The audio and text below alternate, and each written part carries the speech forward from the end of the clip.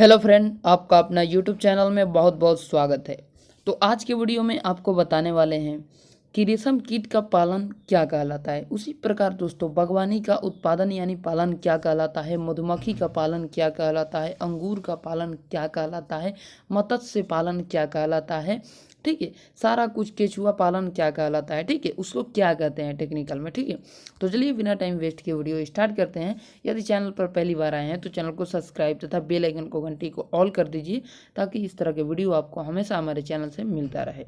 तो देखिए फ्रेंड, रेशम कीट का पालना, ठीक है, रेशम कीट का पालना सेरीकल्चर कहलाता है। क्या दोस्तों कहलाता है? सेरीकल्चर, ठीक है, ध्यान दीजिएगा, सेरीकल्चर। ओके, अगला है बागवानी उत्पादन यानी बागवानी का पालना। बागवानी का पालना दोस्तों क्या कहलाता है? हॉर्टिकल्चर, ठीक है, हॉर्टिकल्चर कहलाता है, ठीक है। मधुमक्खी पालना, मधुमक्खी पालना को दोस्तों एपीकल्चर कहते हैं। मधुमक्खी का पालना को दोस्तों एपीकल्चर कहते हैं। अंगूर उत्पादन यानी अंगूर का पालना क्या कहलाता है? विटीकल्चर, ठीक है, क्या कहलाता है? विटीकल्चर कहलाता है, ठीक है। आगे बढ़ते हैं दोस्तों, फूलों का उत्पादन। फूल से याद रखिएगा दोस्तों, फूलों का उत्पादन फूल से होता है फ्लोरी कल्चर, ठीक है, फ्लोरी कल्चर, ठीक है, फ्लोरी कल्चर याद कर लीजिएगा। अगला है दोस्तों केचुआ पालन। केचुआ पालन को कहते हैं दोस्तों बर्मिक कल्चर, ठीक है, क्या कहते हैं? बर्मिक कल्चर, ठीक है। आगे है मत्स्य पालन। मत्स्य पालन को दोस्तों कहते हैं पीसी कल्चर, ठीक है, क्या कहते हैं? PC culture. उसी प्रकार सब्जी, सब्जी में क्या क्या हो जाएगा दोस्तों? बैगन, भिंडी, भंता, लहसुन, धनिया, अदरक, जितना भी हो गया ये सब्जी है, ठीक है। तो सब्जियों का उत्पादन दोस्तों क्या कहलाता है? उलेरी कल्चर, ठीक है, उलेरी कल्चर सब्जियों का उत्पादन यानी सब्जियों का पालना कहलाता है, ठीक है। आगे बढ़ते हैं फ्रेंड, आगे है दोस्तों फलों का उत्पादन। फलों का उत्पादन को बोलते हैं पोमी कल्चर, ठीक है, फलों का उत्पादन को क्या बोलते हैं? पोमी कल्चर, ठीक है। हवा में पौधा उगाना, हवा में पौधा उगाना इसको बोलते हैं एयरोपोनिक्स कल्चर, ठीक है। एक एक स्टेप को पढ़िएगा, याद हो जाएगा। एरोपानिक्स, एरोपानिक्स, एरोपानिक्स कल्चर बोलते हैं। हवा में जो पौधा को उगाया जाता है उसे एरोपानिक्स कल्चर बोलते हैं। जल में पौधा उगाना हाइड्रोपानिक्स कल्चर, हाइड्रोपानिक्स कल्चर, ठीक है। चलिए आशा करते हैं समझ गए होंगे, बहुत बढ़िया, बहुत बेहतरीन तरीके से। तो आप लोग जाकर के चैनल को सब्सक्राइब कर दीजिए। अभी जो आपको दिख रहा होगा नीचे, पता नहीं अपडेट होते रहता है, लाल दिख रहा होगा कि हरा दिख रहा होगा, पता नहीं, ठीक है। भारत में मुख्यतः 3 प्रकार की फसलें होती है, रबी फसल, खयादी फसल, एक है आपका नीचे जायदी फसल, ठीक है। रबी फसल, खरीफ फसल, जायद फसल, ठीक है। तो ये 3 फसलें जो हैं भारत में प्रमुख है, ठीक है।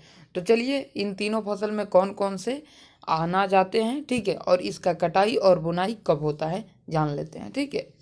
यहाँ पर देखेंगे दोस्तों फसल, इस स्टेप में नीचे आपको फसल दिखेगा और यहाँ पर प्रमुख फसलें का नाम दिखेगा, यहाँ पर बुआई दिखेगा, ठीक है, कब बुआई की अवधि है, ठीक है, यानी कि कब बोया जाता है, और कब काटा जाता है यानी कब उखाड़ा जाता है, ठीक है। चलिए तो स्टार्ट करते हैं। रबी फसल, रबी फसल जो शीतकालीन फसल है, ठीक है, शीतकालीन फसल है रबी फसल, ठीक है। इस फसल में दोस्तों गेहूं, आलू, मसूरी, सरसों, तीसी, मटर, जौ, खेसारी होता है, ठीक है। जैसे कि मैंने आपको बताया कि क्या उखाड़ा जाता है, क्या काटा जाता है। तो आलू दोस्तों उखाड़ा जाता है, गेहूं काटा जाता है, मसूरी काटा जाता है, सरसों काटा जाता है, तीसी काटा जाता है, मटर काटा जाता है, मटर को उखाड़ा जाता है, ठीक है, उखाड़ करके उसके बाद तोड़ा जाता है, ठीक है। चलिए, और इसको बुआई कब होता है? अक्टूबर और नवंबर में। कटाई कब होता है? मार्च अप्रैल में, ठीक है, मार्च से अप्रैल में कट जाता है, ठीक है। चलिए अगला है दोस्तों खरीफ फसल, ठीक है, ग्रीष्मकालीन फसल, ठीक है, ग्रीष्मकालीन फसल। इसमें दोस्तों चावल आता है, ज्वार आता है, बाजरा आता है, मक्का आता है, तिल आता है, मूंगफली आता है, ठीक है, और कपास और रागी और सोयाबीन आता है, ठीक है। जिसका बुआई दोस्तों जून जुलाई में होता है, ठीक है, जिसका बुआई दोस्तों जून जुलाई में होता है, और कटाई दोस्तों कब होता है? कटाई अक्टूबर और नवंबर के दिन में होता है, ठीक है। चलिए आगे बढ़ते हैं, एकदम छोटा सा है, आसानी से याद हो जाएगा। तीसरा है जायदी फसल। ये दोस्तों इसमें कौन सा फसल आता है? तो ये शीत एवं ग्रीष्मकालीन दोनों में काम करता है, ठीक है, दोनों के बीच में, ठीक है, मध्य में।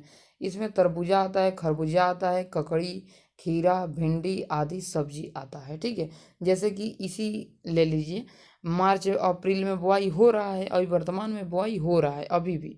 ठीक है, और कटाई जून जुलाई में हो जाएगा। ठीक है, आशा करते हैं समझ गए होंगे बहुत बढ़िया, बहुत बेहतरीन तरीके से। तो हेलो फ्रेंड, आपका अपना यूट्यूब चैनल में बहुत बहुत स्वागत है। तो आज के वीडियो में आपको बताने वाले हैं प्रमुख खाद्यान्न फसलों का जन्म स्थान, यानी कि खाद्यान्न और फसलों का जो जन्म स्थान है उसको बताने वाले हैं।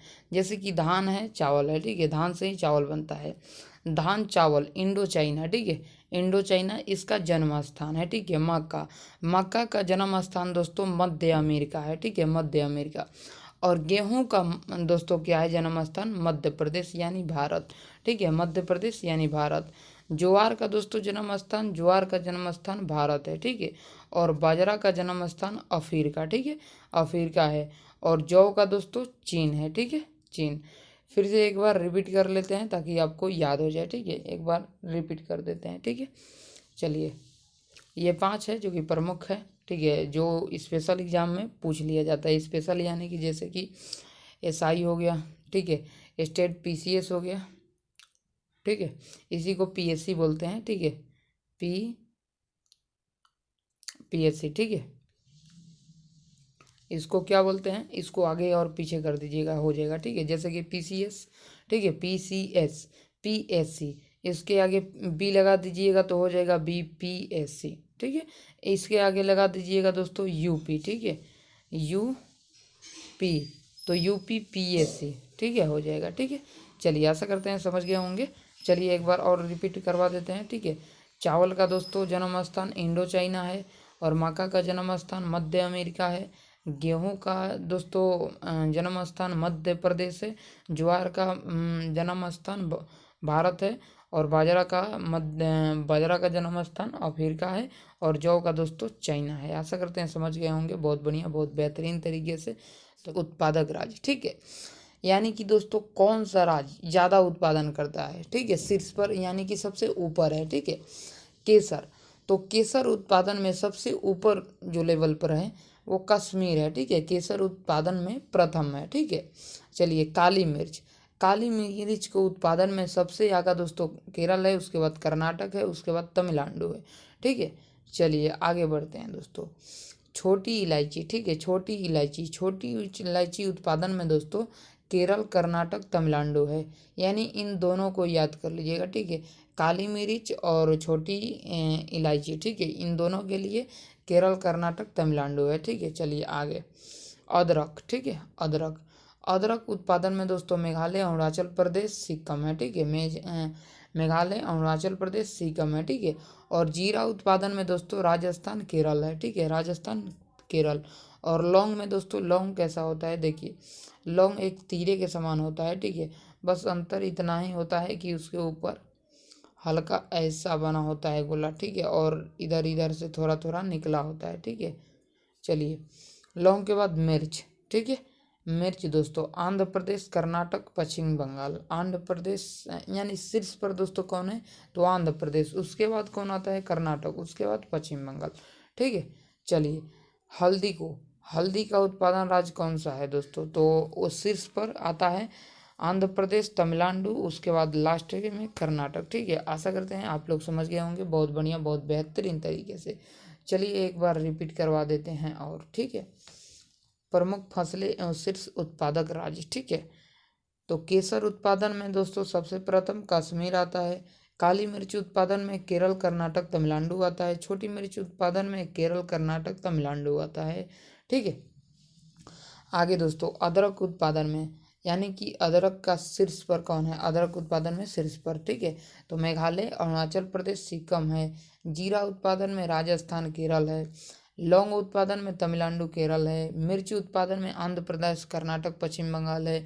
हल्दी में दोस्तों आंध्र प्रदेश, तमिलनाडु, कर्नाटक है। ठीक है, आशा करते हैं समझ गए होंगे बहुत। उत्पादन में सबसे आगे कौन है? ठीक है, शीर्ष स्थान पर कौन आता है? ठीक है, तो आम में हो जाएगा दोस्तों उत्तर प्रदेश। ठीक है, और केला में गुजरात हो जाएगा। ठीक है, एक एक स्टेप याद कर लीजिएगा दोस्तों। ये क्या है कि जो आपका एसआई का क्वेश्चन है इसमें पूछा गया क्वेश्चन है। ठीक है, और एसएससी में पूछा गया क्वेश्चन है। ठीक है, चलिए, तो इन दोनों ही रेलवे में तो पूछा जाता है। ठीक है, इसी में से एक दो पूछ ही लिया जाता है। ठीक है, तो चलिए देखते हैं। आम का दोस्तों शीर्ष उत्पादक राज्य कौन है? तो उत्तर प्रदेश है। केला का शीर्ष उत्पादक राज्य कौन सा है? गुजरात है। ठीक है, अंगूर का शीर्ष उत्पादक कौन है? तो महाराष्ट्र है। अमरूद के, ठीक है, अमरूद के शीर्ष उत्पादक राज्य तो कौन है? तो मध्य प्रदेश। उसी प्रकार दोस्तों सेपोटा, ठीक है, सेपोटा में शीर्ष उत्पादक राज्य दोस्तों गुजरात है। अखरोट में शीर्ष उत्पादक दोस्तों जम्मू कश्मीर है। ठीक है, संतरा में शीर्ष उत्पादक दोस्तों राज्य महाराष्ट्र है। महाराष्ट्र में दो दो याद रख लीजिएगा, संतरा और अंगूर। शीर्ष उत्पादक राज्य संतरा और अंगूर का शीर्ष उत्पादक राज्य दोस्तों महाराष्ट्र है। नींबू वर्ग का शीर्ष उत्पादक राज्य दोस्तों आंध्र प्रदेश है। सेब उत्पादक के दोस्तों शीर्ष स्थान पर कौन है दोस्तों? शीर्ष स्थान पर तो यहाँ पर है दोस्तों जम्मू और कश्मीर। ठीक है, चलिए आगे बढ़ते हैं दोस्तों। लीची उत्पादन में याद रखिएगा, लीची उत्पादन में मुख्य शीर्ष पर दोस्तों सिर पर आपका बिहार है। ठीक है, और कटहल उत्पादन में असम है। काजू उत्पादन में महाराष्ट्र। आंवला उत्पादन में दोस्तों शीर्ष उत्पादन में उत्तर प्रदेश है। आम और आंवला दो को याद रख लीजिएगा, उत्तर प्रदेश। ठीक है, दो याद रख लीजिएगा, उत्तर प्रदेश। और गुजरात को 3 गो याद कर लीजिएगा। ठीक है, 3 गो। ठीक है, देखिए, एक तो पपीता हो जाएगा, ठीक है, और एक सेपोटा हो जाएगा, और एक केला हो जाएगा। ठीक है, चलिए, और आंवला में उत्तर प्रदेश और पपीता में गुजरात। ठीक है, पपीता में गुजरात। और अनानास में शीर्ष उत्पादक राज्य पश्चिम बंगाल, यानी कि वेस्ट बंगाल। ठीक है, वेस्ट बंगाल। ठीक है, अरे डब्लू भी होगा।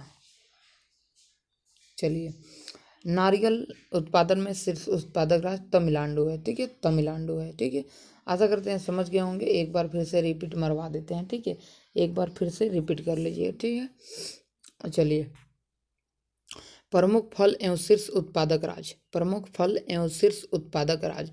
तो आम का उत्पादक दोस्तों राज्य, यानी कि आम के शीर्ष उत्पादक राज्य कौन सा है? तो उत्तर प्रदेश। सेपोटा का शीर्ष उत्पादक राज्य कौन सा है? तो गुजरात। केला का शीर्ष उत्पादक राज्य कौन सा है? तो गुजरात। अखरोट का शीर्ष उत्पादक राज्य कौन सा है? तो जम्मू और कश्मीर। अंगूर का शीर्ष उत्पादक राज्य कौन है? तो महाराष्ट्र। और संतरा का शीर्ष उत्पादक राज्य कौन है? तो महाराष्ट्र। अमरूद का शीर्ष उत्पादक राज्य कौन है? तो मध्य प्रदेश। नींबू वर्ग के शीर्ष उत्पादक राज्य आंध्र प्रदेश। लीची का शीर्ष उत्पादक राज्य बिहार। सेब का शीर्ष उत्पादक राज्य जम्मू और कश्मीर। आगे बढ़ते हैं। कटहल का शीर्ष उत्पादक राज्य असम। उसके बाद हो जाएगा काजू का शीर्ष उत्पादक राज्य महाराष्ट्र। आंवला का शीर्ष उत्पादक राज्य उत्तर प्रदेश। पपीता का शीर्ष उत्पादक राज्य गुजरात। अनानास का शीर्ष उत्पादक राज्य पश्चिम बंगाल। नारियल का शीर्ष उत्पादक राज्य तमिलनाडु। ठीक है, आशा करते हैं समझ गए होंगे। बहुत बढ़िया, बहुत बेहतरीन तरीके से। कौन सी क्रांति किससे संबंध है? ठीक है, तो इससे क्या होता है दोस्तों कि इसको पढ़ने से आपके एग्जाम में ये फंस जाता है। ठीक है, तो चलिए बिना टाइम वेस्ट किए स्टार्ट करते हैं, क्योंकि यहाँ पर टाइम वेस्ट नहीं होता है, एकदम धड़ाधड़ क्वेश्चन बनाया जाता है। ठीक है, तो चलिए यहाँ पर देखते हैं दोस्तों लाल क्रांति। तो लाल क्रांति का संबंध इससे किससे है? तो टमाटर से और मांस उत्पादन से। ठीक है, टमाटर और मांस उत्पादन से दोस्तों लाल क्रांति का संबंध है। गुलाबी क्रांति का संबंध दोस्तों झींगा मछली और प्याज से है। ठीक है, झींगा मछली और प्याज से है। उसी प्रकार भूरी क्रांति का संबंध दोस्तों उर्वरक उत्पादन से है। उसी प्रकार गोल क्रांति का संबंध आलू उत्पादन से है। ठीक है, एक बार फिर से रिपीट करवाएंगे सबको। ठीक है, गोल क्रांति आलू से संबंध रखता है। ठीक है, और पीली क्रांति दोस्तों तिलहन से संबंध रखता है। और काली क्रांति कृष्ण क्रांति जिसे कहते हैं, ये दोस्तों पेट्रोलियम उत्पादन से संबंधित है। ठीक है, और रजत क्रांति दोस्तों अंडा उत्पादन से संबंध रखता है। अमित्र क्रांति, ठीक है, अमित क्रांति दोस्तों नदी जोड़ो परियोजना से संबंधित है। ठीक है, सुनहरी क्रांति जिसे स्वर्ण क्रांति कहते हैं, वो फल एवं सब्जी उत्पादन से संबंधित है। ठीक है, आगे है दोस्तों सुनहरी क्रांति दोस्तों जूट उत्पादन से संबंधित है। सरफराज जो क्रांति है ये दोस्तों केसर उत्पादन से संबंधित है।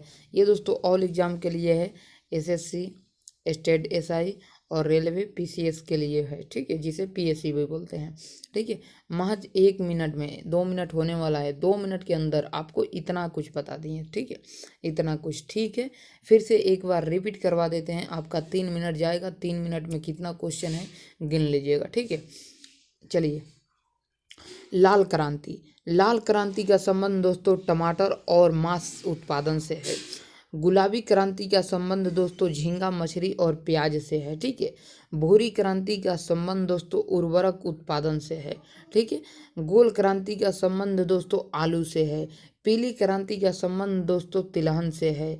उसके बाद काली क्रांति, उसी को कहते हैं कृष्ण क्रांति, इसको संबंध दोस्तों जो है पेट्रोलियम उत्पादन से है, ठीक है, पेट्रोलियम उत्पादन से है, ठीक है। आगे बढ़ते हैं, रजत क्रांति का संबंध, रजत क्रांति का संबंध अंडा से है। अमित्र क्रांति का संबंध, अमित क्रांति का संबंध दोस्तों नदी जोड़ो परियोजना से है। सुनहरी क्रांति, जिसे स्वर्ण क्रांति कहते हैं, वो फल एवं सब्जी से उत्पादन से संबंधित है। सुनहरी क्रांति, सुनहरी क्रांति दोस्तों जूट उत्पादन से संबंधित है। सफ्रॉन, सफ्रॉन क्रांति, ये दोस्तों केसर उत्पादन से संबंधित है, सेफ्रॉन, ठीक है। चलिए, आशा करते हैं समझ गए होंगे बहुत बढ़िया, बहुत बेहतरीन तरीके से। तो मिलेंगे आपसे नेक्स्ट वीडियो में, तब तक के लिए जय हिंद, जय भारत, जय बिहार।